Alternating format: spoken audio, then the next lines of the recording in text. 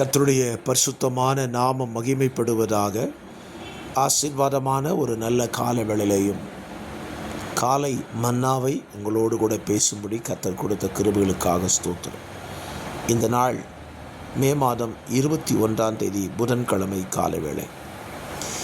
இந்த காலவேளையிலையும் இந்த நாளுக்கான தியான அதிகாரம் எண்ணாகமம் 30 அதிகாரம். 30 அதிகாரத்தில் 16 வசனங்கள் உள்ளடக்கிய ஒரு அதிகாரம். இந்த அதிகாரத்தினுடைய சாராம்சம் என்ன? பொருத்தனை செய்திருந்தால் அதை நாம் நிறைவேற்ற வேண்டும். பொருத்தனை செய்தும் அதை நிறைவேற்றாமல் போக பண்ண கணவனுக்கும் தகப்பனுக்கும் அதிகாரம் உண்டு என்று கர்த்தர் சொல்லுகிறார். மனைவியானவள் பண்ணின பொருத்தனையே செல்லாமல் போக பண்ண கணவனுக்கு அதிகாரம் இருக்கிறது. பிள்ளையானவன் பண்ணின பொருத்தனையை நிறைவேற்றாமல் போக பண்ண தகப்பனுக்கு அதிகாரம் இருக்கிறது. ஆனால் ஆண்டவர் இந்த அதிகாரத்தை முடிக்கும்போது இப்படி சொல்லுகிறார்: அப்படி அந்த பொருத்தனையை செல்லாமல் போக பண்ணினவன் மேல் பொருத்தனை பண்ணினவர்களினுடைய அந்த செல்லாமல் போக பண்ணின அக்கிரமத்தை அவன் சுமப்பானான். ஆண்டவரை நீங்கள் சிந்திச்சு பார்த்தீங்கன்னா எப்படி பேசுகிறாருங்கிறத புரிந்து கொள்ளலாம். பொருத்தனை பண்ணி அதை செல்லாமல் போக பண்ண உனக்கு அதிகாரம் இருக்குன்னு சொல்லிட்டு அப்படி நீ செஞ்சேன்னா அந்த அக்கிரமத்தை நீ தான் சுமக்கணும் அப்படின்னு சொல்கிறார்.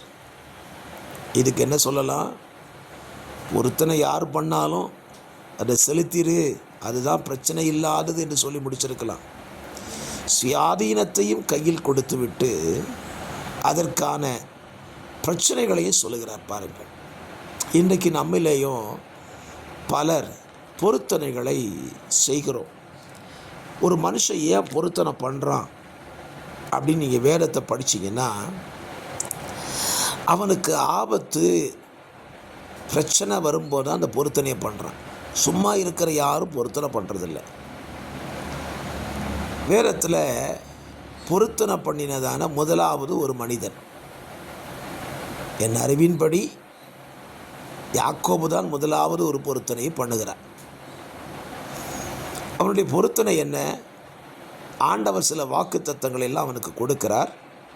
வாக்கு தத்தங்களை கேட்டுவிட்டு அவன் சொல்லுகிறான்: ஆண்டவரே, நீர் நான் போகிற பிரயாணத்தில் என்னை காப்பாற்றி எனக்கு உண்ண ஆகாரம் உடுக்க வஸ்திரம் தந்து என் தகப்பன் வீட்டுக்கு என்னை திரும்பி வர பண்ணுவீரானால் இந்த கல் உமக்கு ஒரு வீடு கட்டுவேன்.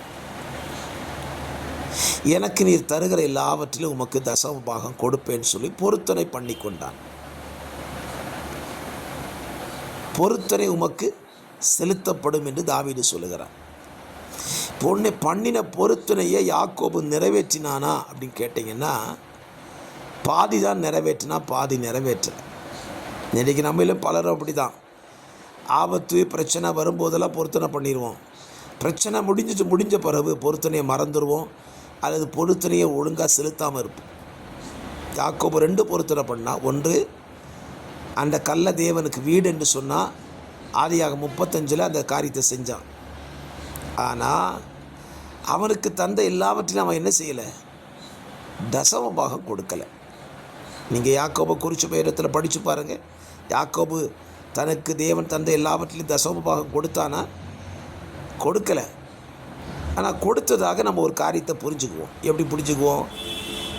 ஏசாவுக்கு அவன் கொடுத்தான்னு சொல்லி. தசம பாகம் யாருக்கு கொடுக்கணும்?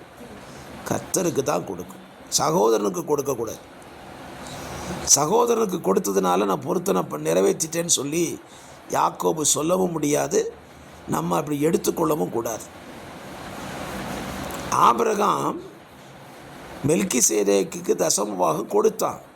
ஆபிரகாமுக்கு மெல்கிசேதேக்கு சகோதரனும் கிடையாது, யாருமே இல்லை, கர்த்தருக்கு கொடுத்தான். ஆகவே இந்த காலவெளியில் பொருத்தனை பண்ணியிருந்தால் அதை உன் தேவனாகிய கர்த்தருக்கு நிறைவேற்றுங்கள். கர்த்தர் அதில் பிரியப்படுவார். பிதாவே, இந்த நல்ல வார்த்தைகளை கேட்கிற நம்முடைய பிள்ளைகளுக்கு கிருபைகளை கொடுத்து ஆசீர்வதி. இயேசுவின் நாமத்தில் ஜெபிக்கிறேன் பிதாவே, ஆமென்.